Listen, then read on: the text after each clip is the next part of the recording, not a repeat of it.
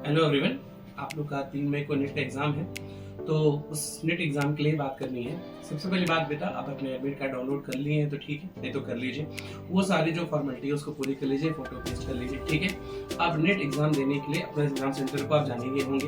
Exam centre पे आप कम से कम 1 से 2 घंटे पहले पहुंचिए, ठीक। या तो पॉसिबिलिटी हो ना तो 1 दिन पहले जाकर एग्जाम सेंटर देख लें और कम से कम 1 से 2 घंटे पहुंचे, अपना सेफ साइड लेके चलिए, ठीक है। ये पहली बात। दूसरी बात कि कैसे कपड़े पहनने, जैसा एंटी ने बताया वैसा करिए, है ना। हाफ स्लीव पहनना है, जूते नहीं पहनने हैं, तो मेटल की चीज़ें नहीं होनी चाहिए। अगर वाटर बोतल है तो ट्रांसपेरेंट होना चाहिए।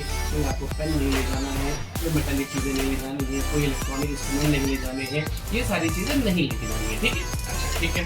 तो आप एक आपका रिकॉर्डिंग वगैरह सारी चीज़ें होती है ना, कोई ऐसी चीज़ ना हो ना जो आपको एग्जाम में ना हर्डल क्रिएट करे, ठीक है। अच्छा, उसके बाद ये सारी चीज़ हो गई। उसके बाद आप एग्जाम हॉल में जाएंगे, तो एग्जाम हॉल में या उससे पहले ये बात कर लेते हैं कि अभी रिवीजन कैसे करना है। रिवीजन क्या, आप तो उसका कम खत्म, ठीक है। अब कुछ टाइम बचा नहीं है बहुत ज़्यादा, 1 से 2 दिन बचे हैं, तो उसमें आप अपने छोटे छोटे जो फॉर्मुलेज हैं उनको थोड़ा रिवाइज कर लीजिए। कुछ क्वेश्चन भूल रहा हो उनको थोड़ा बहुत देख लीजिए। और सबसे बड़ी बात, पॉजिटिव रहिए, एकदम दिमाग में ये स्ट्रेस मत लगाइएगा कि पता नहीं कैसा होगा, क्या होगा, साल खराब होगा या बहुत अच्छा होगा, कुछ नहीं। एकदम जीरो रहना है, एकदम काम रहना है। अच्छे से खाइए पीजिए, अच्छी नींद लीजिए, सोइए और जाके अपने आप को परफॉर्म करिए जितना आपको आता है, ठीक है। अब आते हैं एग्जाम हॉल के बाद। एग्जाम हॉल में जब आप पेपर देंगे तो जो भी आपका पेपर है, पेपर टफ हो चाहे इजी हो, ठीक है, आप पहले पेपर को एक स्तर से पढ़िए, एक लाइन से पढ़िएगा। जो जो क्वेश्चन आपको आता जाता है उस क्वेश्चन को करते चलते जाइए। ये कभी नहीं सेट करिएगा कि चलो पहले फिजिक्स स्टार्ट कर लेते हैं फिर केमिस्ट्री कर लेते हैं, नहीं, ये नहीं करना है। कुछ भी टफ आ सकता है, कुछ भी इजी आ सकता है, तो एक स्टार्ट करिएगा, जो जो क्वेश्चन आते करते जाइए।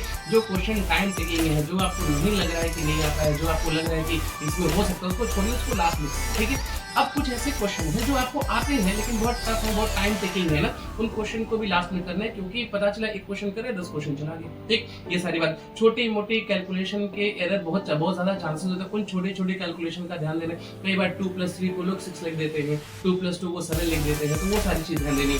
फिर क्या करते हैं, कई बार बच्चे ऐसे करते हैं कि पेपर में तो आंसर सही लिख कहते हैं, लेकिन पेपर में आंसर सही करने के बाद उमार फिलिंग गलत कर देते हैं। तो उमार फिलिंग पे भी ध्यान देना है। उमार फिलिंग गलत हो गया तो आते हुए करते हुए भी गलत हो जाएगा, ठीक। ये सारी बातें होगी, इतनी सारी बात हो गया ना। पेपर टफ है, इजी है, पैनिक नहीं करना है, ठीक है। एकदम काम होके काम करना है। आपने अपना गोल सेट किया होगा कि 650 आना चाहिए या 650 मेरा गोल है, 600 गोल है, कुछ भी गोल है ना, उस गोल तक पहुंचा तो ठीक है, नहीं पहुंचा तो भी नहीं। कई बच्चे ऐसे होते हैं ना कि 550 तक एकदम बिल्कुल सही सही करके जाते हैं, लेकिन उनका जो गोल होता है 650, तो जब से उसको बढ़ाने के लिए वो ज्यादा निगेटिव करते हैं। निगेटिव भी नहीं करना है। अगर आप कॉन्फिडेंट हैं, आप मैक्सिमम श्योर हैं, तभी करिएगा। अपना नहीं कि हमारा छूट रहा है तो नहीं सिलेक्शन हो गई होगा, ये सब एग्जाम हॉल में मत सोचिएगा। अपने आप को एकदम पॉजिटिव रखिएगा। और बाकी मेरे तरफ से आप सब लोग को best of luck. Thank you.